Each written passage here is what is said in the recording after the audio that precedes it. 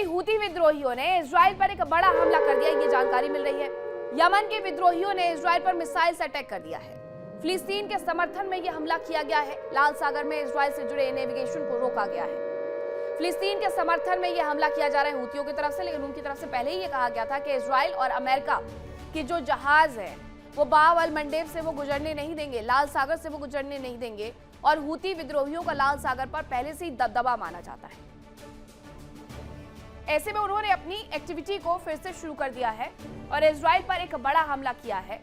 Yemen के विद्रोहियों ने इजराइल पर मिसाइलें दाग दी हैं। दूसरी तरफ वो प्रेशर भी बना रहे हैं कि लाल सागर से होकर के ना तो अमेरिका के जहाज गुजरने देंगे और ना ही इजराइल के जहाज गुजरने देंगे, और हमला भी कर रहे हैं।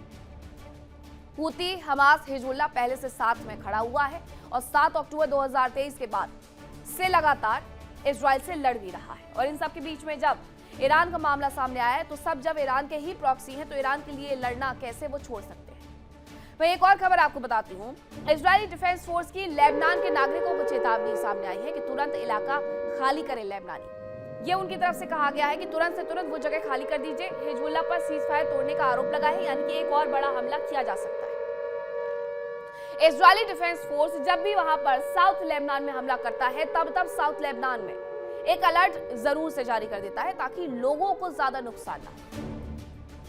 इजरायली डिफेंस फोर्स ने एक ऐसा ही अलर्ट, एक ऐसी ही चेतावनी लेबनान के नागरिकों के लिए जारी कर दी है कि तुरंत से इलाका खाली करें लेबनानी। और हिजबुल्लाह पर भी उन्होंने सीज फायर तोड़ने का आरोप लगा दिया है। हालांकि ये तो पहले ही कहा गया था नईम कासिम की तरफ से, हिजबुल्लाह के महासचिव की तरफ से, कि हम इजराइल के मुद्दे पर पीछे नहीं हटेंगे, मर जाएंगे या फिर मिटा जाएंगे। अब आगे बढ़ते हैं, बात करते हैं रूस यूक्रेन, क्योंकि दुनिया की कूटनीति में एक बार फिर से वो हलचल देखने को मिल रही है जिसने सुपर पावर अमेरिका के रणनीतिक दफ्तरों में बत्तियां जला दी हैं। चीन के राष्ट्रपति शी जिनपिंग का 7 साल बाद उत्तर कोरिया का दौरा शुरू हुआ और यह सिर्फ एक राजकीय यात्रा नहीं है, बल्कि ये एशिया के शक्ति समीकरण की एक नई और खतरनाक स्क्रिप्ट है। प्योंगयांग की गलियों से लेकर के वॉशिंगटन और टोक्यो के वॉर रूम्स तक आज सिर्फ एक सवाल गूंज रहा है कि क्या शी जिनपिंग ने कोरियाई मोर्चे पर अमेरिका को घेरने के लिए नई शतरंज बिछा दी है, और इसके साथ ये रशिया और यूक्रेन को किस तरीके से प्रभावित करेंगे, अमेरिका, ईरान और इजराइल को किस तरीके से प्रभावित करेंगे, इस रिपोर्ट में देखिए।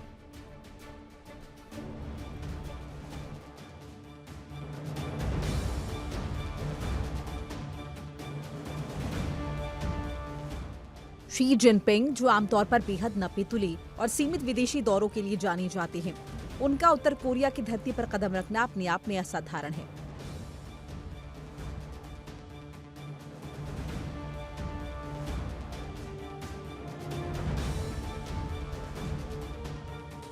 देखिए इंडिया डेली 24/7 अब आपके स्मार्ट टीवी पर। इंडिया डेली मौजूद है सभी डिजिटल प्लेटफॉर्म पर लाइव और लगातार। इंडिया डेली 24/7 हर दिन राष्ट्र को समर्पित।